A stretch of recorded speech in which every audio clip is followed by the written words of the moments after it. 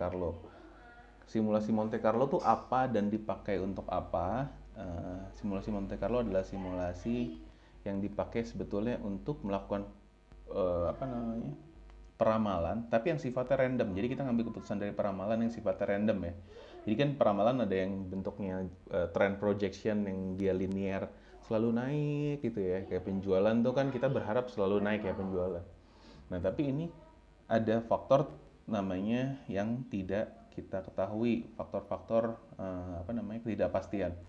Nah, si Monte Carlo Sampling Technique ini dia diambil dari zaman dulu banget. Ini dipakai masa pengembangan atom. Ini tuh sebetulnya nama kode ya, kode simulasi nuclear fusion ya, bukan fission ya, nuclear fusion. Jadi simulasi ini kita pakai untuk mengevaluasi dampak perubahan input dan resiko dalam pembuatan keputusan. Yang kita pakai adalah bagaimana kita merandom angka itu, dan angka itu yang kita jadikan patokan dalam melakukan sampling ini. Oke. Nah, simulasi ini juga harus sudah ada data samplingnya terlebih dahulu. Jadi udah data historis ya, kemudian kita udah punya distribusi datanya. Nah, dia punya batasan nih, jadi nggak semuanya bisa dipakai. Dia benar-benar pakai teknik yang berbeda. Sebenarnya kalau kalian belajar peramalan, peramalan tuh banyak banget jenisnya. Ada yang namanya ARIMA, ada jenis pakai regresi, terus ada yang apa, peramalan dengan cara pembobotan dan lain-lain. Nah, di sini salah satu peramalan ini unik karena dia benar-benar ngelihatnya random dari angka yang kita random dan muncul tidak terduga. Nah, batasannya adalah pertama ya, apabila suatu persoalan sudah dapat diselesaikan atau dihitung jawabannya secara matematis dan tuntas, maka hendaknya jangan menggunakan simulasi ini. Oke? Jadi kalau secara matematik dia bisa dihitung sampai selesai, simulasi ini jangan dipakai gitu. Kalau kalian udah menghitung pakai regresi, jangan dibandingkan dengan Monte Carlo. Itu ya. Dengan misalkan matematik udah beres dan bisa diketahui jawabannya, jangan pakai ini karena ini benar-benar cara random yang dipakai untuk yang ketidakpastiannya tinggi, yang acak banget. Kemudian, apabila sebagian persoalan tersebut dapat diselesaikan secara analitis dengan baik, maka penyelesaian lebih baik dilakukan secara terpisah. Nah, ini yang satu kita buat analisis, yang satu lagi simulasi. Ingat, Monte Carlo ini adalah simulasi, bukan analisis. Jadi dia tidak bisa dijadikan sebagai alat analisis seperti peramalan yang lain. Oke? Kemudian yang ketiga, apabila mungkin dapat digunakan simulasi perbandingan, kadangkala simulasi ini dibutuhkan apabila dua sistem dengan perbedaan-perbedaan parameter distribusi dan cara-cara pelaksanaan. Oke. Nah, ini contohnya ya. Monte Carlo tadi. Nah, kita itu misalkan punya permintaan per hari itu 4 pasang per hari ya, permintaannya ada 4 pasang. Frekuensinya misalkan ini dalam 10 hari nih ya, atau dalam beberapa hari nih. Oke. Ini frekuensi permintaannya yang minta 4 pasang per hari.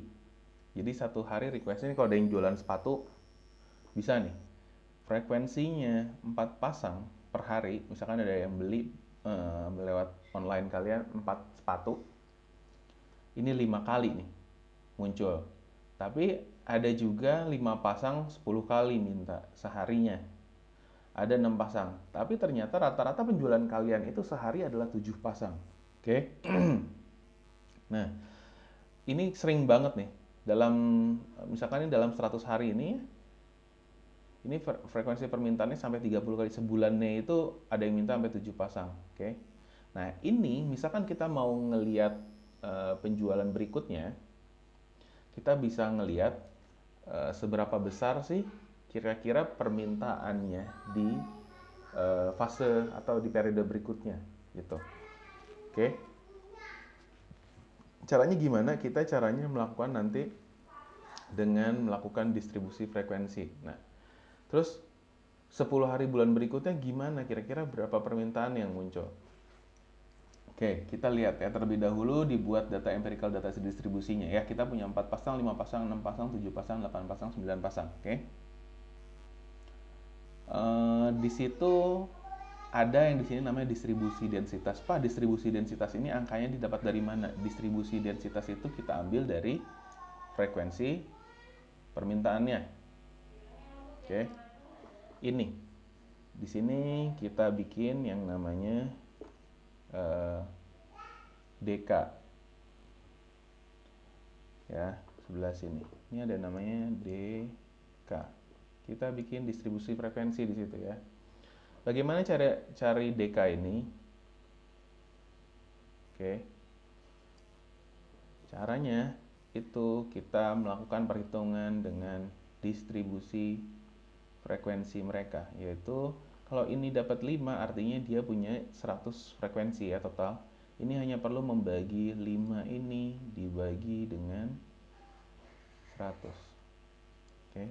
Sehingga di sini adalah 5/100. Yang ini juga sama, 10/100. Oke. Sehingga kalian dapetin angka seperti ini. Didapat 0,05 ya, 5 bagi 100 0,05, terus tadi berapa? 10 bagi 100 dan seterusnya. Oke, distribusi densitasnya udah dapat segini nih. Nah, kemudian kita bikin frekuensi kumulatifnya, DFK-nya. Pak, ini angka dari mana? 0,05. Kalian hanya perlu menambahkan angka di sini. 0,05 ini ditambahkan dengan 1. Hasilnya adalah 0,15. Kemudian, Pak, 0,3 dari mana? 0,15 tinggal ditambahkan ke sini. Dapat. Lalu di sini positif ya. 0,3. Terus 0,6 dari mana, Pak? Ini sama, ditambahin ke sini, kemudian ke sini.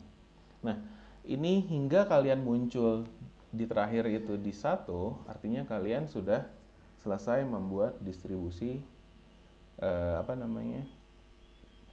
frekuensi kumulatif tadi. Selesai. Jadi benar-benar sederhana. Oke. Langkah berikutnya ngapain, Pak? Nah, kita dari sini kita membuat tag number namanya. Ini yang akan kita pakai. Oke. Ini akan kita pakai. Tag number ini didapat dari mana? Didapat dari distribusi frekuensi kumulatif yang ada di sini. Oke. Nih. Kita hanya perlu membuat semacam interval karena selalu dimulai dari 0, sehingga kita di ujungnya itu adalah si angka DFK ini menjadi angka pembatas intervalnya. Oke. 0,00 hingga 0,05. Kemudian kita turunin ke sini. 0,06 sampai 0,15. Kenapa 0,6?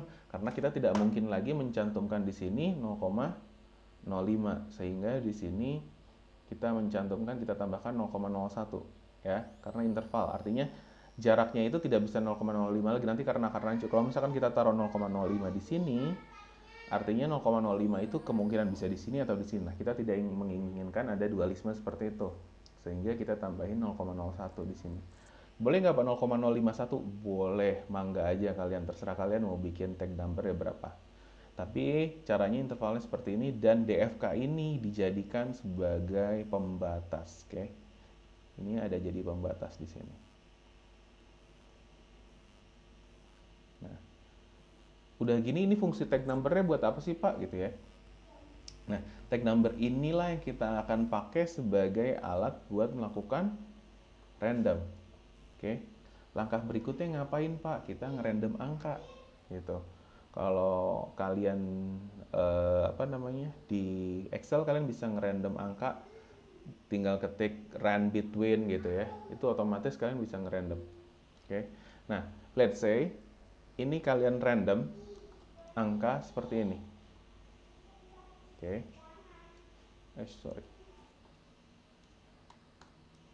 Kalian ngerandom angka seperti ini.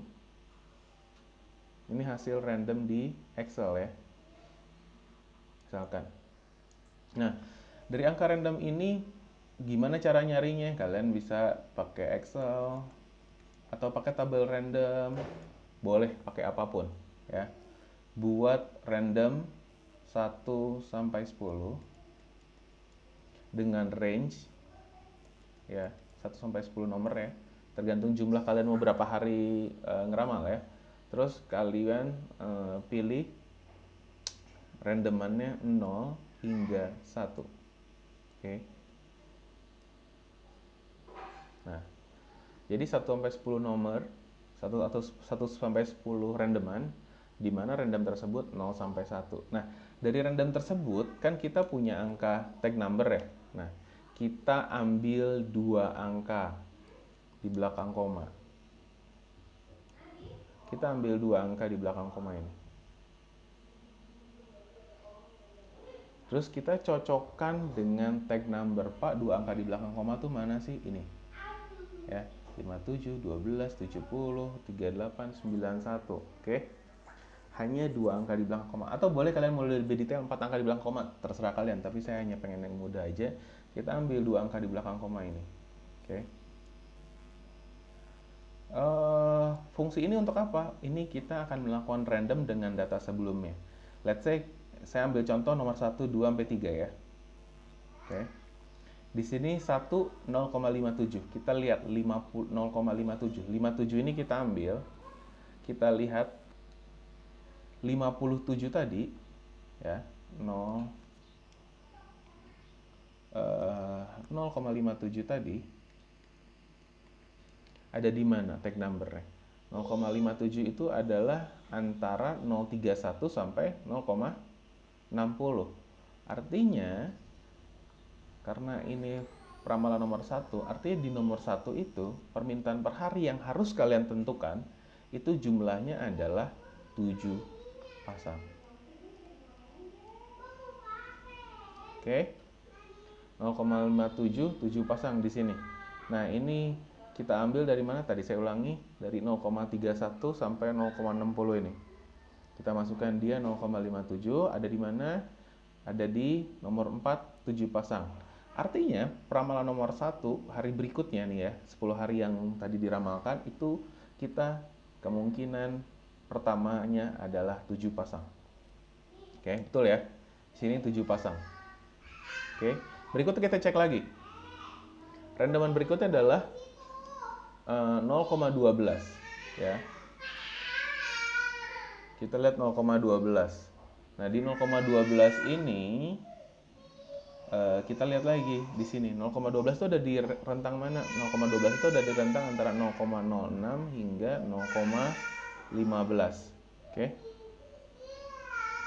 0,06 sampai 0,15 itu 5 pasang. Nah, artinya dia dapat di hari permintaan kedua itu jumlah pasangan sepatu yang akan keluar sebanyak 5 pasang, dan ini kalian hitung seterusnya. Yang ketiga, saya tambahin lagi 0,70 di sini ya. 70 di sini kita cari lagi di sini dia ada di range berapa? Di range 8 pasang. Oke. Nah, di range 8 pasang itu si 0,70 artinya kalian masukin ke sini. Kalian akan dapat jumlah 8 pasang. Dan ini selanjutnya seterusnya ini biasa dipakai kalau misalkan kalian start bisnis awal ya. Misalkan kalian nggak tahu karena belum ada data, kalian mau melakukan analisis kira-kira berapa jumlahnya gitu. Kalian bisa pakai data-data jualan kalian sebelumnya untuk ngeramal permintaan ini. Ini adalah jumlah kemungkinan penjualan ya, sehingga produksi pun harus dihitung berdasarkan angka-angka yang ada di sini tadi. Oke. Nah, itu adalah simulasi Monte Carlo. Jadi sangat sederhana.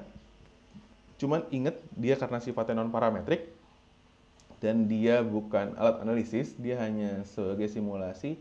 Jadi kalian tidak bisa jadikan dia sebagai dasar dalam perhitungan analisis.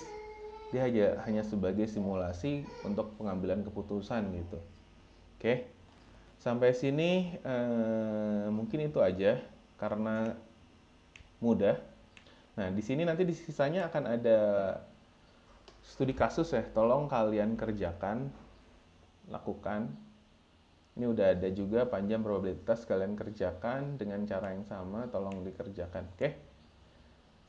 Eh, Terima kasih atas kuliahnya hari ini. Kalau ada yang mau ditanyakan, silakan.